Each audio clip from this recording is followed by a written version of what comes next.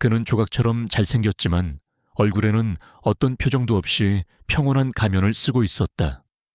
그의 몸은 미동도 없이 오직 기계에 의존해 생명을 유지하고 있었다. 삐, 삐삐, 심장박동 모니터의 규칙적인 기계음만이 이 방의 생명이 존재함을 알리는 유일한 소리였다. 여기가 그녀의 새로운 현실이자 교도소였다. 그를 보는 순간 하린의 머릿속에 그날의 기억이 잔인하게 되살아났다. 하린아, 그냥 간단한 이혼 합의서야. 변호사 없이 복잡하게 싸울 필요 없이 우리 둘 다 빨리 새 출발하자. 전 남편 최진석은 절박할 정도로 다정하게 그녀를 구슬렸다. 그는 서류 뭉치를 그녀 앞으로 밀었다. 지긋지긋한 결혼 생활을 그저 빨리 끝내고 싶었던 하린은 그를 믿고 서류에 이름을 적었다. 그것이 실제로는 그녀 자신을 간병인 겸 보호자의 자격으로 팔아넘기는 계약서라는 사실을 그녀는 까맣게 몰랐다. 서류를 받아들고 돌아서던 그의 입가에 스쳤던 잔인하고 승리감에 찬 미소. 그것이 그녀가 또렷이 기억하는 그의 마지막 모습이었다. 오하린 씨, 서 실장의 차가운 목소리가 그녀를 현실로 끌어냈다. 그는 간단하고 기계적으로 그녀가 할 일을 설명했다. 방을 청결하게 유지하고 기계들을 감시하며 환자에게 어떤 변화라도 생기면 즉시 보고할 것. 그것이 전부였다. 그는 그 말만 남기고 방을 나갔다. 하린은 거대한 방에 숨만 쉬는 남자와 단둘이 남겨졌다. 한동안 그녀는 그저 망연자실하게 서 있었다. 울음을 터뜨리거나 소리를 지르거나 구석에 주저앉아 모든 것을 포기해버리고 싶었다. 하지만 잠시 후 그녀는 길게 숨을 한번 내쉬었다. 그녀의 마음속 깊은 곳에 남아있는 망가지지 않은 선량함이 고개를 들었다. 그녀는 침대 위의 남자를 더 이상 자신을 가둔 교도관이 아닌 자신처럼 고통받고 있는 한 명의 인간으로 바라보기 시작했다. 그녀는 청소를 시작했다. 하지만 기계적으로 하지 않았다. 그녀는 부드러운 천으로 의료 장비들을 조심스럽게 닦아냈다. 그의 이불을 바로잡아주고 그의 머리가 조금 더 편안하도록 베개를 살짝 고쳐주었다. 그리고 방 안으로 햇살이 조금이라도 들어오도록 두꺼운 커튼을 한 뼘 정도 열었다. 그리고 그녀는 그가 들을 수 있기라도 한 것처럼 조용한 방 안에서 부드러운 목소리로 말을 걸었다. 제 이름은 오하린이에요.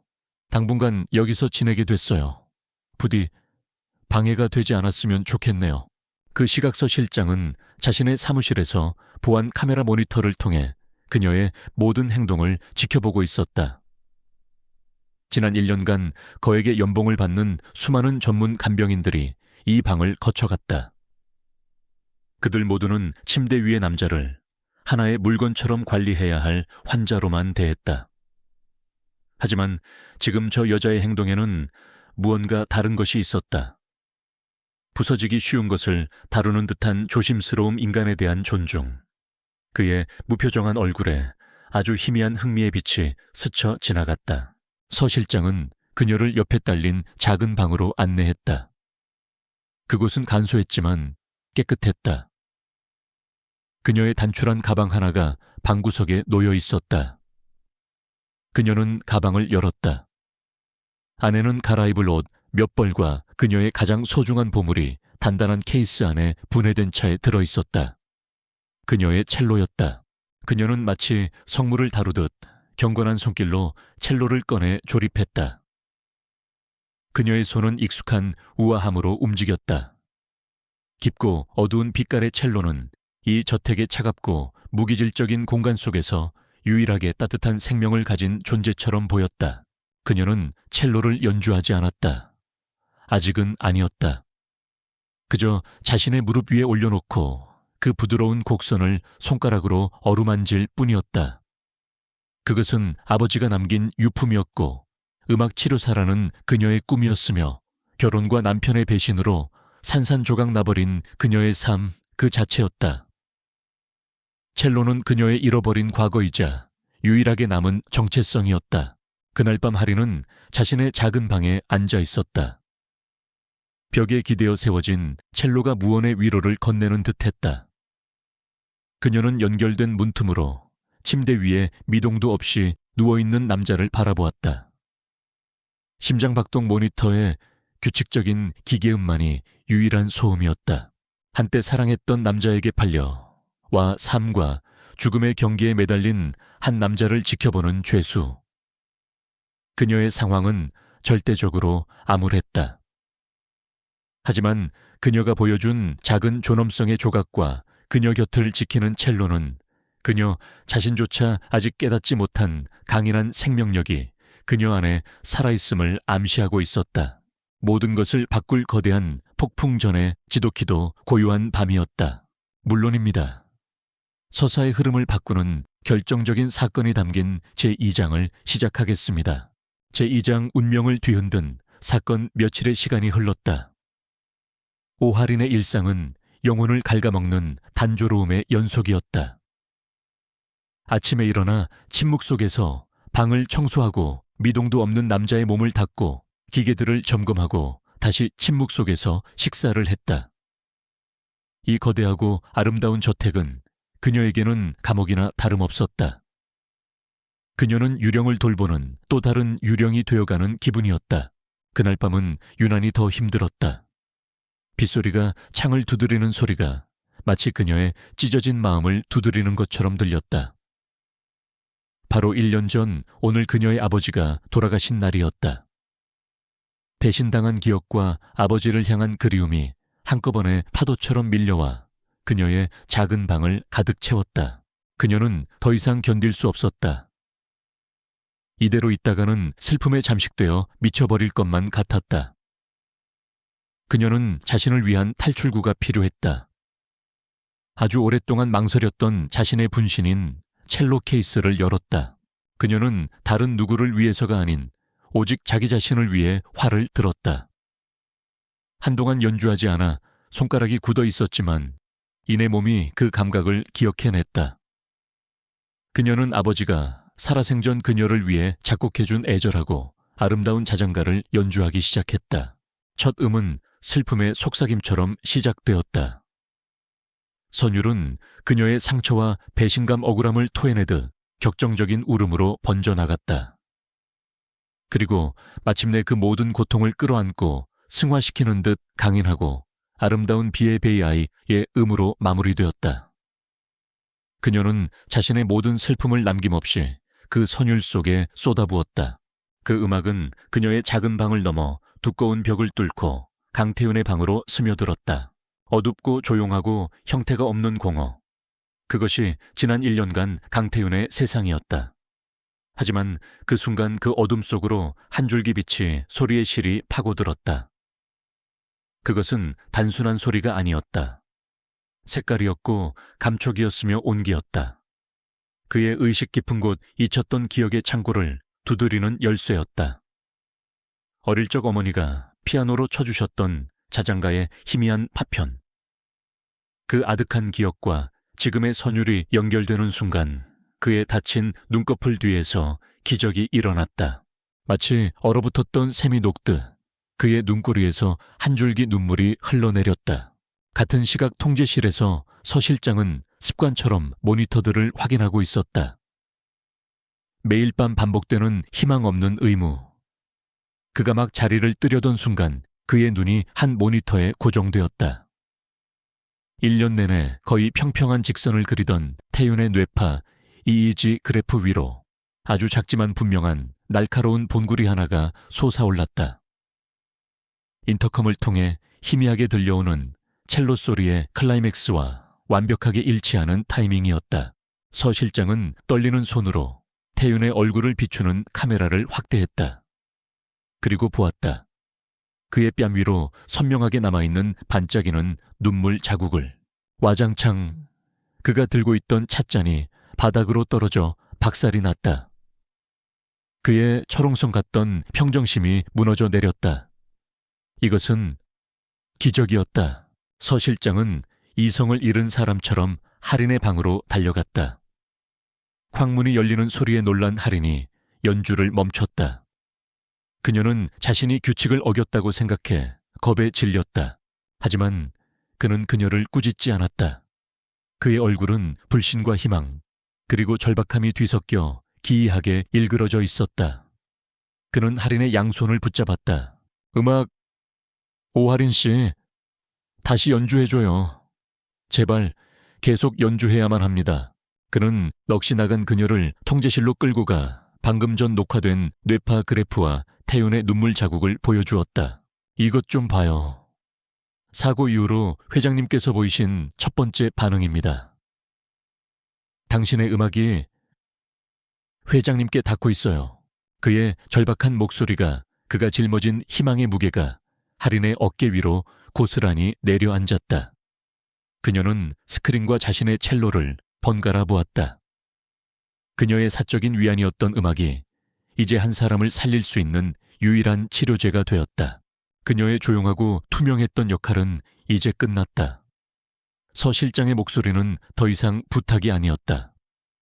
그것은 절박함에서 비롯된 거부할 수 없는 명령이었다. 제발 매일 회장님을 위해 연주해 주세요. 원하는 건 뭐든지 들어주겠소. 회장님의 목숨이, 이 회사 전체의 운명이 당신에게 달려있을지도 모릅니다. 자신의 작은 방으로 돌아온 할인은 새로운 눈으로 자신의 첼로를 바라보았다. 그것은 더 이상 과거의 유품이 아니었다. 그것은 열쇠였고 무기였으며 희망이자 동시에 끔찍한 부담이었다. 조용한 죄수로 남을 수 있는 선택지는 사라졌다. 그녀는 자신이 원치 않았던 거대한 싸움의 한복판으로 내던져졌다. 실패가 용납되지 않는 무대. 한 남자의 생명의 무게가 이제 그녀의 음악 위에 고스란히 얹혀 있었다. 물론입니다. 서사의 새로운 갈등이 시작되는 제3장을 시작하겠습니다. 제3장 드러난 재능 시작된 균열 그날 이후 오할인의 첼로는 잠들어 있는 강태윤의 세상을 깨우는 유일한 열쇠가 되었다. 그녀의 연주는 더 이상 그녀 자신만의 슬픔을 위한 것이 아니었다. 그것은 한 남자의 멈춰버린 시간을 다시 흐르게 하기 위한 간절한 기도가 되었다. 매일 오후 3시면 할인은 그의 침대 옆에 의자를 놓고 앉아 첼로를 켰다. 그녀의 음악이 스며들자 죽음처럼 고요하던 방은 서서히 생기로 채워지기 시작했다. 그리고 기적은 아주 작지만 분명한 형태로 나타났다. 어느 날은 그녀가 연주하는 특정 음에 맞춰 그의 손가락이 미세하게 움찔했다. 또 다른 날은 격정적인 선율에 따라 그의 호흡이 미묘하게 깊어졌다. 서 실장은 이 모든 변화를 의학 기록처럼 꼼꼼하게 녹화하고 기록했다. 그의 마음에 희망의 불씨가 걷잡을 수 없이 커져가고 있었다. 가장 놀라운 변화는 강태윤의 내면에서 일어나고 있었다. 그의 의식은 끝없는 어둠의 바다였다. 소리도 빛도 감각도 없는 완전한 무우아의 공간. 하지만 언제부터인가 그 어둠 속으로 하나의 소리가, 하나의 빗줄기가 스며들기 시작했다. 첼로 소리였다. 그 소리는 그가 붙잡을 수 있는 유일한 밧줄이었고 그가 헤엄쳐 가야 할 유일한 등대였다. 음악은 그의 잊혔던 기억의 파편들을 수면 위로 끌어올렸다. 어릴 적 어머니가 뿌렸던 라일락 향수의 냄새 소년 시절, 아버지와 함께 낚시를 하던 강가의 햇살, 그리고 사고 직전 그의 곁에서 웃고 있던 약혼녀의 얼굴. 그 기억들은 고통스러웠지만 동시에 그가 살아있음을 돌아가야 할 세상이 있음을 상기시켜 주었다. 그는 필사적으로 그 소리가 이끄는 빛을 향해 헤엄치고 있었다. 하지만 그들의 조용한 기적은 곧 외부 세계의 불신과 마주하게 되었다. 그날 오후 그룹의 임시 경영을 맡고 있던 태윤의 사촌 강서준이 병문안을 왔다. 그는 회사의 위태로운 상황 때문에 극도로 예민하고 스트레스에 시달리고 있었다. 그리고 그의 눈에 들어온 것은 식물인간 상태인 사촌형 옆에서 첼로를 켜고 있는 낯선 여자의 모습이었다. 그의 얼굴이 분노로 일그러졌다.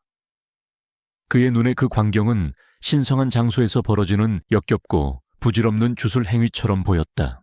서 실장님, 이게 지금 무슨 짓입니까? 그의 날카로운 목소리에 할인의 연주가 멈췄다. 서준은 할인을 벌레 보듯 쳐다보며 경멸적으로 말했다. 그리고 당신. 대체 누군데 여기서 연주회라도 열었나? 이건 장난이 아니야. 당장 그만두지 못해 혼수 상태인 내 사촌을 모욕하는 짓이야. 서 실장이 흥분한 그를 말리며 그동안 기록해온 뇌파 반응 데이터와 영상 자료들을 보여주었다. 상무님, 진정하십시오. 오하린 씨의 연주는 회장님께 유일한 치료입니다. 이 기록들을 보십시오. 하지만 서준은 그것들을 코웃음 치며 밀어냈다. 이런 의미 없는 잡음 따위를 믿으라고요. 실장님이 절박한 마음에 저런 사기꾼 같은 여자에게 노란하고 있는 겁니다. 그는 할인을 절박한 노인의 약점을 파고든 교활한 여자로 단정지어 버렸다. 한편 할인을 팔아넘긴 돈을 유흥과 도박으로 모두 탕진한 최진석은 다시 빚더미에 올라앉았다. 그는 돈이 필요했다. 그는 서 실장에게 전화를 걸었다. 그의 목소리는 기름지고 역겨웠다. 실장님, 접니다. 제 아내 오하린이 그곳 생활에 적응하려면 아무래도 비용이 좀 더 필요할 것 같습니다. 아내의 헌신적인 간병을 위해서 추가적인 비용을 좀 보내주셔야겠습니다. 전화기 너머의 서 실장은 깊은 혐오감을 느꼈지만 할인을 그곳에 묶어둘 유일한 끈이 바로 그 계약이라는 것을 알기에 그는 분노를 억눌렀다. 그는 작은 금액을 추가로 보내주겠다고 약속하며 다시는 전화하지 말라고 경고했다. 전화를 끄는 최진석은 골똘히 생각에 잠겼다. 왜 저들은 저렇게까지 돈을 쉽게 내어주는 걸까? 거의 죽은 거나 다름없는 식물인간 하나를 돌보는데 왜 저렇게까지 큰 비용을 지불하는 거지? 그의 마음속에 탐욕과 함께 의심의 싹이 자라나기 시작했다. 그는 이 강태윤이라는 남자의 정체에 대해 본격적으로 파헤쳐 보기로 결심했다. 그날 저녁 서준의 방문으로 깊은 상처를 받은 할인은 말없이 자신의 방에 앉아 있었다. 서 실장은 그녀에게 다가와 진심으로 사과했다. 미안합니다, 오하린 씨. 상무님께서 회사가 위태로운 상황이라 많이 예민해지셔서 그렇습니다. 그는 그녀를 위로하기 위해 낮에 녹화했던 영상을 보여주었다. 영상 속에서 할인이 연주하는 첼로의 특정 고음 부분에 맞춰 태윤의 손가락이 분명하게 움찔하고 있었다. 다른 사람의 말은 듣지 마세요, 오하린 씨. 이걸 보세요. 회장님은 듣고 계십니다. 그리고 싸우고 계십니다. 할인은 영상을 그리고 침대 위의 남자를 바라보았다. 그녀의 마음에 있던 자괴감과 모멸감 대신 새로운 종류의 감정이 차올랐다. 그것은 연대감이었다. 이것은 더 이상 그녀에게 강요된 의무가 아니었다. 그녀와 침대 위의 남자가 세상의 불신과 내면의 어둠에 맞서 함께 싸우는 전쟁이었다. 그녀는 다시 자리에 앉아 첼로의 활을 들었다. 그리고 이전보다 더욱 단단하고 결의에 찬 눈빛으로 연주를 시작했다. 그녀의 음악은 이제 두 사람의 조용한 전쟁을 위한 군가 준기가 되어 방 안을 가득 채웠다. 물론입니다. 서사의 긴장감이 최고조에 달하는 제4장을 시작하겠습니다. 제4장 벼랑 끝에 증명 강서준의 방문 이후 저택의 공기는 희망 대신 비장함으로 가득 찼다. 그리고 그 비장함은 얼마 지나지 않아 최악의 소식과 함께 절망으로 바뀌었다. 서 실장과 강서준 그리고 회사의 핵심 임원들이 모인 긴급 회의실. 법무팀장의 보고는 사형 선고나 다름없었다. 데일그룹의 윤 회장이 공식적으로 적대적 인수합병을 선언했습니다. 강태윤 회장님의 장기적인 의식불명 상태를 경영 공백의 근거로 내세워 긴급 주주총회 소집을 요구했습니다. 주주총회는 언제입니까? 정확히 일주일 뒤입니다. 일주일. 모든 것의 운명이 결정될 시간이었다. 의료진의 최종 소견은 더욱 절망적이었다. 회장님의 뇌파 반응은 기적적이지만 의학적으로 일주일 안에 의식을 완전히 회복하실 가능성은 없습니다. 또 다른 기적이 필요할 겁니다. 회의실의 공기가 얼어붙었다. 현실주의자인 강서주는 이제 협상이나 항복을 준비해야 한다고 주장했다. 하지만 서 실장은 포기하지 않았다. 그는 기적을 목격했고 그 기적의 중심에 있는 한 여자를 믿었다. 회사의 운명은 이제 오하린이라는 가냘픈 여인의 어깨 위에 놓이게 된 것이다. 서 실장은 이 절망적인 상황을 하린에게 그대로 전했다. 그는 명령하지 않았다. 그저 무거운 목소리로 사실을 전달할 뿐이었다. 오하린 씨, 이런 불가능한 짐을 지게 해서 정말 미안합니다. 하지만 이제 우리에게 남은 희망은 당신뿐입니다. 세상의 모든 무게가 그녀를 짓누르는 것 같았다. 이것은 더 이상 한 사람을 살리는 문제가 아니었다. 한 가문의 유산, 그리고 수천 명 직원들의 일자리가 그녀의 활과 4개의 현에 달려 있었다. 그녀는 침대 위에 누워있는 강태윤을 바라보았다. 이 싸움에서 그녀는 너무나도 외로웠다. 실패에 대한 두려움과 감당할 수 없는 책임감이 그녀를 덮쳤다.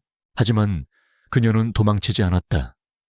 그녀는 싸우기로 결심했다. 그날부터 하린의 처절한 사투가 시작되었다. 그녀는 자신의 작은 방을 떠나 태윤의 병실 한쪽에 간이 침대를 놓고 그의 곁을 떠나지 않았다. 그녀는 하루 종일 첼로를 연주했다. 아버지의 노트에 적힌 모든 곡들을 기억을 되살리고 감정을 자극하는 모든 선율을 쏟아부었다. 즐거움을 위한 행진곡 분노를 깨우는 격정적인 협주곡, 그리고 승리를 향한 장엄한 소나타. 그녀는 그의 잠든 의식을 깨울 수 있는 단 하나의 열쇠를 찾기 위해 필사적으로 연주했다. 그 대가는 혹독했다. 그녀의 손가락 끝은 굳은 살이 박이고 물집이 터져 피가 맺혔다. 그녀는 피가 나는 손가락에 반창고를 감고 다시 활을 잡았다. 잠을 잊은 그녀의 눈은 퀭해졌고 어깨는 끊어질 듯한 통증을 호소했다. 그녀는 자신의 생명력을, 자신의 영혼을 첼로의 현을 통해 그에게 쏟아붓고 있었다. 그녀의 사투는 태윤의 내면에도 가닿고 있었다. 그의 어두운 의식의 바다에서 음악은 이제 거대한 해류가 되어 그를 이끌었다. 그는 이전보다 훨씬 더 수면 가까이 다가와 있었다. 그는 그녀의 지친 숨소리를 제발 하고 속삭이는 애원소리를 들을 수 있었다. 그 역시 싸우고 있었다. 손가락 하나를 움직이기 위해, 목소리 한 번을 내기 위해, 이 육체의 감옥을 부수기 위해 필사적으로 발버둥 치고 있었다. 밖에서는, 그녀가 안에서는 그가 각자의 고독한 전쟁을 치르고 있었다. 마침내 주주총회 전날 밤이 되었다. 하린은 육체적으로나 정신적으로나 완전히 탈진 상태였다. 그녀의 필사적인 노력에도 불구하고 태윤은 여전히 깨어나지 않았다. 희망의 빛이 서서히 사그라들고 있었다. 언제나 긍정을 잃지 않던 서 실장의 얼굴에도 짙은 패배의 그림자가 드리워져 있었다. 그녀는 더 이상 첼로를 연주할 힘도 남아있지 않았다. 그녀는 그의 침대 옆에 주저앉아 거의 들리지 않는 목소리로 그에게 속삭였다. 들리는지 모르겠지만 이제 모두가 포기하려고 해요. 당신의 아버지가 평생을 바친 회사가 모든 것이 사라지려 하고 있어요. 싸워야 해요. 제발 저와 함께 싸워주세요. 그녀의 눈에서 뜨거운 눈물이 흘러내려 미동도 없는 그의 손등 위로 떨어졌다. 바로 그 순간이었다. 그녀의 눈물이 닿은 그의 손가락. 이전에 아주 미세하게 움찔했던 바로 그 검지손가락이 다시 한번 움직였다. 이번에는 단순한 경련이 아니었다. 아주 약했지만 마치 그녀의 손을 잡으려는 듯 분명한 의지를 담아 움츠러드는 움직임이었다. 하린은 숨을 멈췄다. 그녀의 눈이 커졌다. 그녀는 그의 손가락과 여전히 감겨있는 그의 얼굴을 번갈아 보았다. 방금 그건 문가에서 이 모든 것을 지켜보고 있던 서 실장 역시 그것을 보았다. 그의 눈이 경악과 희망으로 흔들렸다. 이 장은 이 작고 불분명하지만 강력한 희망의 순간 위에서 끝이 났다. 그들이 필요로 하는 완전한 기적은 아니었지만 그것은 분명한 신호였다. 그가 저 안에 살아있고 듣고 있으며 함께 싸우고 있다는 신호. 그 작은 움직임 하나가 불가능해 보이는 마지막 하루를 마주할 용기를 그들에게 주고 있었다. 물론입니다. 서사의 모든 갈등이 폭발하고 기적이 일어나는 대망의 제5장을 시작하겠습니다.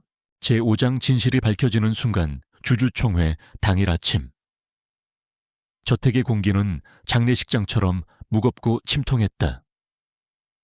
간밤의 작은 손가락 움직임은 희미한 위안이었을 뿐 그들이 필요로 하는 기적은 아니었다.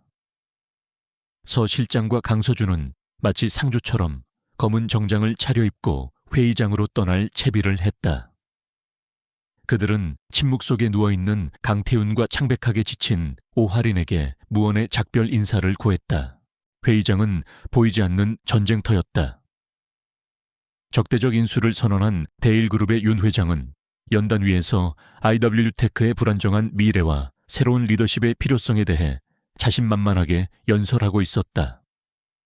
그는 주주들의 마음을 서서히 얻어가고 있었다. 한편 언론인 출입증을 구해 행사장 뒤편에 숨어든 최진석은 이 소란을 이용해 한몫 단단히 챙길 생각에 비열한 미소를 짓고 있었다. 서 실장과 강서준은 그저 무력하게 그 모든 것을 지켜볼 수밖에 없었다. 같은 시각 저택. 할인은 태블릿 PC로 주주총회 생중계를 보며 심장이 차갑게 가라앉는 것을 느꼈다. 윤 회장의 연설이 끝나가고 있었다. 이제 정말 마지막 기회였다. 그녀는 첼로를 들었다. 이번에는 슬픈 곡이 아니었다. 그녀는 아버지가 작곡한 불가능한 역경을 이겨내는 영웅에 대한 힘차고 장엄한 소나타를 선택했다. 그녀의 연주는 완벽하지 않았다. 그녀는 너무 지쳐 있었다. 하지만 그 안에는 그녀의 모든 희망과 절박함, 그리고 포기하지 않는 투지가 날 것 그대로 담겨 있었다. 음악은 방 안을 가득 채우며 운명에 맞서는 장엄하고도 처절한 포효가 되어 울려 퍼졌다. 마침내 마지막 음이 길게 여운을 남기며 사라졌다. 침묵. 방 안에는 다시 심장박동 모니터의 규칙적인 기계음만이 울려 퍼졌다. 아무 일도 일어나지 않았다. 그의 눈은 여전히 감겨 있었다. 끝이었다. 그녀는 실패했다. 패배감에 젖은 뜨거운 눈물이 그녀의 뺨을 타고 흘러내렸다. 그녀는 거의 들리지 않는 목소리로 속삭였다. 미안해요. 정말 미안해요. 그녀는 어깨를 늘어뜨린 채 비틀거리며 방을 나가기 위해 돌아섰다. 그녀의 손이 문고리에 닿으려는 순간 1년간의 침묵을 깨고 잠겨있던 남자의 목소리가 약하지만 분명하게 정적을 갈랐다. 멈추지 마. 할인은 그 자리에 얼어붙었다. 잘못 들었을 리가 없다. 그녀는 천천히, 아주 천천히 뒤를 돌아보았다. 강태윤의 눈이 열려 있었다. 그의 눈은 더 이상 공허하지 않았다. 그 안에는 분명한 의지와 지성이 담겨 있었고 그 눈은 정확히 그녀를 향해 있었다. 그는 깨어났다. 그 순간은 세상이 멈춘 듯 고요했지만 천지가 개벽하는 듯한 충격이었다. 그들은 그저 서로를 바라보았다. 그가 다시 한번 힘겹게 입을 열었다. 당신의 음악 같은 시각 주주총회 회의장, 의장이 적대적 인수합병 안건에 대한 최종 투표를 선언하고 있었다. 윤 회장은 승리를 확신하며 의기양양하게 웃고 있었다. 서 실장과 강서준은 패배를 직감하며 눈을 감았다. 바로 그때였다. 쾅! 회의장의 육중한 문이 마치 폭발이라도 일어난 것처럼 거칠게 열렸다. 회의장에 있던 모든 사람들이 경악하며 문 쪽을 쳐다보았다. 서 실장이 그의 얼굴에 승리의 환희와 감격의 눈물이 뒤범벅이 된 채 휠체어 하나를 밀고 들어오고 있었다. 그리고 그 휠체어 위에는 강태윤 회장이 앉아 있었다. 그는 창백하고 수척했지만 흐트러짐 없는 정장을 입고 있었고 그의 눈은 꺼지지 않는 불꽃처럼 타오르고 있었다. 그는 깨어났다. 그는 정신이 또렷했다. 그가 돌아왔다. 회의장은 거대한 충격에 휩싸여 절대적인 침묵에 잠겼다. 주주들은 들고 있던 서류를 떨어뜨렸고 기자들은 눈앞의 광경을 믿을 수 없다는 듯 입을 벌렸다. 윤 회장의 얼굴에서 핏기가 사라졌다. 뒤편에 숨어있던 최진석은 마치 유령이라도 본 것처럼 새파랗게 질려 있었다. 태윤은 아직 아무 말도 할 필요가 없었다. 그의 존재 자체가 모든 것을 뒤엎는 선언이었다. 왕이 그의 성으로 귀환했다. 쿠데타는 그렇게 실패로 끝났다. 물론입니다. 모든 것이 제자리를 찾아가는 제6장을 시작하겠습니다. 제6장 새로운 평온 그리고 고백 주주 총회장은 아수라장이었다. 기자들의 플래시가 미친 듯이 터졌고 보안팀은 휠체어에 앉은 강태훈 회장을 보호하며 밖으로 빠져나가려 애썼다. 그 혼란의 틈바구니 속에서 최진석은 군중 속에 몸을 숨겨 몰래 빠져나가려 하고 있었다. 바로 그때 휠체어에 앉아있던 강태윤이 나지막하지만 모두가 들을 수 있는 목소리로 말했다. 잠깐! 그의 말 한마디에 소란스럽던 복도가 순간적으로 조용해졌다. 그의 시선은 도망치려던 최진석에게 정확히 꽂혀 있었다. 보안팀원들이 즉시 그의 앞을 막아섰다. 강태윤은 휠체어를 움직여 새파랗게 질린 최진석의 앞으로 다가갔다. 그는 아래에서 자신의 아내를 지옥으로 밀어넣었던 남자를 올려다보았다. 그의 목소리는 얼음처럼 차가웠지만 그 안에는 용암 같은 분노가 들끓고 있었다. 당신이 최진석 씨군. 내가 가지고 있는 계약서가 하나 있는데 당신 아내에 대한 최진석의 동공과 지진이라도 일어난 듯 흔들렸다. 그제야 깨달았다. 자신이 아내를 팔아넘긴 대상, 돈 많은 식물인간이라고만 생각했던 저 남자가 대한민국에서 가장 강력하고 누구도 건드릴 수 없는 거대 그룹의 총수 강태윤이라는 사실을. 그의 머릿속이 새하얗게 비며 온몸의 피가 차갑게 식는 것 같았다. 강태윤은 서 실장을 향해 조용히 고개를 끄덕였다. 서 실장, 이분을 경찰에 정중히 모셔다 드리게. 혐의는 사기 강압, 그리고 인신매매로 하지. 잘못했습니다. 회장님, 제발 목숨만 살려주십시오. 최진석은 비굴하게 무릎을 꿇고 빌었지만 이미 때는 늦었다. 그는 짐승처럼 끌려나가며 자신의 어리석음과 탐욕이 불러온 완벽한 파멸 앞에서 절규했다. 그것이 그가 그토록 원했던 돈과 명예에 대한 가장 처절하고 완벽한 후회였다. 그날 저녁 저택은 축제 분위기였지만 동시에 비현실적인 고요함이 감돌았다. 강태윤은 침대에서 안정을 취하고 있었고 하리는 그의 곁을 지켰다. 그때 강서준이 방으로 들어왔다. 그의 얼굴에는 깊은 부끄러움과 죄책감이 서려 있었다. 그는 강태윤이 아닌 하린의 앞에 똑바로 섰다. 그리고 그는 오만했던 대기업의 상무는 허리를 90도로 깊이 숙였다. 제가 어리석었습니다. 제 오만함에 눈이 멀어 진실을 보지 못했습니다. 당신은 헛된 희망을 준 게 아니라 우리 모두에게 기적을 선물했습니다. 당신이 이 가문을 그리고 이 회사를 구한 겁니다. 진심으로 사죄드립니다. 평생 이 빚을 잊지 않겠습니다. 그의 진심 어린 사과는 그녀를 옥죄던 마지막 오해의 족쇄를 풀어주었다. 다음 날 기력을 조금 회복한 강태윤은 서재에서 하린을 만났다. 책상 위에는 그녀를 팔아넘겼던 그 끔찍한 계약서가 놓여 있었다. 그는 하린의 눈앞에서 그 계약서를 갈갈이 찢어버렸다. 이건 처음부터 존재하지 않았던 거요. 그리고 그는 훨씬 더 두꺼운 서류철 하나를 그녀 앞으로 내밀었다. 그것은 새로운 비영리 재단의 설립 인가서였다. 하린 음악치료재단, 설립자는 강태윤이었고 출연금은 그의 개인 재산에서 나온 수백억 원의 거금이었다. 그리고 재단 이사장의 이름에는 오하린이라는 세 글자가 선명하게 적혀 있었다. 하린은 숨을 멈췄다. 그녀의 상상력을 아득히 뛰어넘는 너무나도 거대한 선물이었다. 그는 그녀의 손을 잡았다. 그의 눈은 그녀가 음악으로 어루만져 주었던 그의 영혼처럼 깊고 투명했다. 지난 1년간 나는 끝없는 어둠 속에 갇혀 있었소. 그곳에 존재했던 유일한 것은 당신의 첼로 소리였지. 그것은 하나의 시리였고 돌아오라고 말하는 목소리였소. 내가 싸운 건 회사를 구하기 위해서가 아니었어, 하린 씨.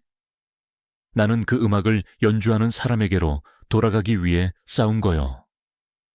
나는 당신에게로 돌아오기 위해 싸운 거요. 그는 그녀의 손을 더욱 힘주어 잡았다. 재단의 이사장이 되어주시오. 그리고 내 인생의 동반자가 되어주시오. 모든 면에서. 그날 오후 하린은 서 실장과 함께 정원에서 조용히 차를 마셨다. 그녀는 여전히 모든 것이 꿈만 같았다.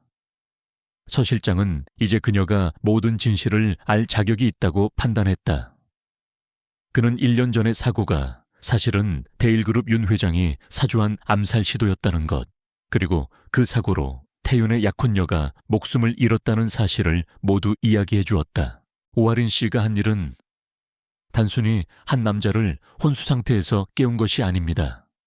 억울하게 죽은 한 여인의 정의를 되찾아 준 것이고 살인자의 손에서 이 회사를 지켜낸 것입니다. 당신이 행한 기적의 무게가 얼마나 큰지 당신은 아마 상상도 못할 겁니다. 서 실장의 이야기는 그녀가 걸어온 고통스러운 여정의 마지막 퍼즐 조각을 맞춰주었다. 하린은 다시 태윤의 방으로 돌아갔다. 그는 처음으로 기계의 도움 없이 깊고 평화로운 잠에 빠져 있었다. 그녀는 그의 곁에 앉았다. 더 이상 간병인도 죄수도 아닌 그의 동등한 동반자로서 방구석에 세워진 그녀의 첼로가 보였다. 그것은 그녀의 위안이었고 무기였으며 구원이었다. 그녀는 이제 자신이 가야 할 새로운 길을, 새로운 사명을 분명히 깨달았다. 그녀는 새로운 삶뿐만 아니라 새로운 목적을 선물 받은 것이다. 물론입니다. 모든 시련이 끝나고 상처가 아물어 새로운 봄을 맞이하는 마지막 장 제7장을 시작하겠습니다. 제7장 두 번째 봄, 그리고 3년의 시간이 흘렀다. 할인 음악치료 재단은 기적의 다른 이름이 되었다. 재단은 최첨단 의료기술과 마음을 울리는 음악을 결합하여 수많은 환자들에게 절망 속에서 희망을 선물했다. 말을 잃었던 아이가 그녀의 음악을 듣고 다시 콧노래를 흥얼거리기 시작했고, 뇌졸중으로 마비되었던 노인의 손가락이 선율에 맞춰 조금씩 움직이기 시작했다. 조회수 오하린은 이제 없었다. 대신 부드러운 카리스마로 재단을 이끌며 음악으로 영혼을 치유하는 오하린 이사장이 있었다. 그녀와 강태윤 회장의 이야기는 세기의 러브스토리로 회자되었고, 그들에게는 두 사람을 꼭 닮은 은우라는 이름의 사랑스러운 아들도 생겼다. 어느 햇살 좋은 오후 하린은 재단의 화려한 행사장이나 언론의 스포트라이트가 비추는 곳이 아닌 도시 외곽의 한적한 호스피스 병동에 와 있었다. 그녀는 유명한 이사장이 아닌 그저 한 명의 조용한 자원봉사자로서 삶의 마지막을 준비하는 환자들을 위해 첼로를 연주하고 있었다. 그녀가 연주하는 곡은 슬프지 않았다. 그것은 고통을 잠재우고 마음의 평화를 가져다주는 따뜻하고 온화한 자장가 같은 선율이었다. 한 나이 든 할머니 환자의 시점으로 세상은 묘사되었다.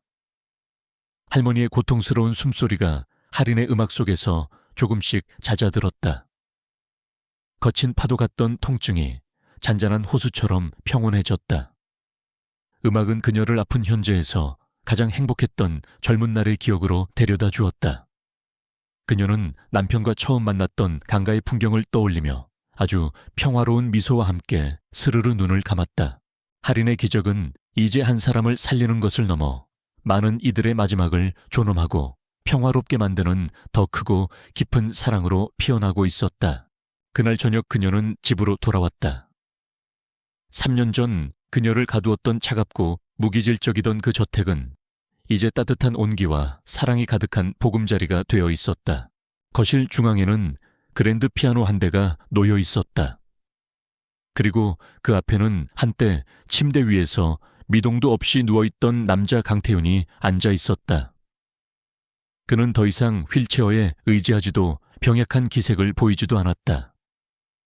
그는 건강하고 생기 넘치는 모습으로 직접 작곡한 단순하지만 아름다운 멜로디를 연주하고 있었다. 아기 침대에서는 아들 은우가 평화롭게 잠들어 있었다.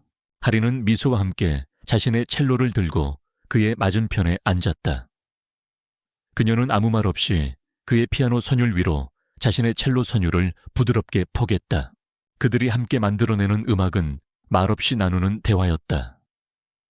서로 다른 두 개의 목소리가 만나 완벽한 하나의 하모니를 이루고 있었다. 그것은 그들이 함께 걸어온 여정 그 자체였다.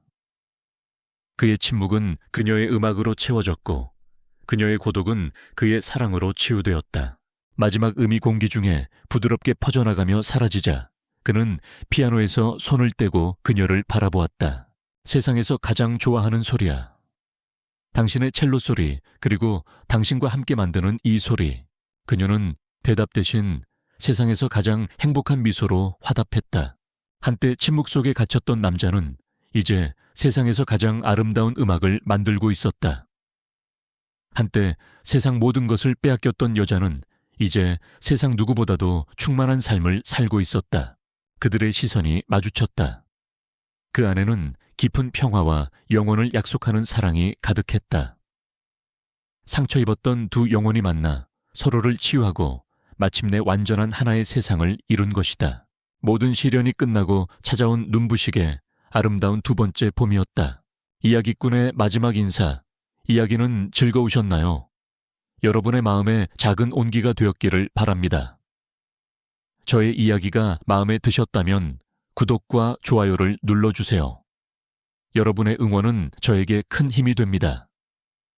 새로운 이야기로 다시 찾아뵐 때까지 모두 행복하세요. 감사합니다. 오아리는 유령처럼 거대하고 하얀 복도를 따라 걷고 있었다. 그녀를 이끄는 것은 감정을 읽을 수 없는 표정의 서 실장이었다. 사치스럽기 그지없는 이 저택의 모든 것은 따뜻한 공간이 아닌 차갑고 거대한 개인 병동처럼 느껴졌다. 값비싼 그림과 조각상들은 그녀에게 위압감을 주었고 그들의 발소리만이 적막한 공기를 가르며 울려 퍼졌다. 마침내 그들이 멈춰선 곳은 저택의 가장 깊숙한 곳에 위치한 방이었다. 문이 열리자 역시나 온통 새하얀 광활하고 텅 빈 공간이 나타났다. 방의 중앙에는 온갖 종류의 첨단 의료 장비에 둘러싸인 침대 하나가 놓여 있었다. 그리고 그 위에는 한 남자가 강태윤이 누워 있었다.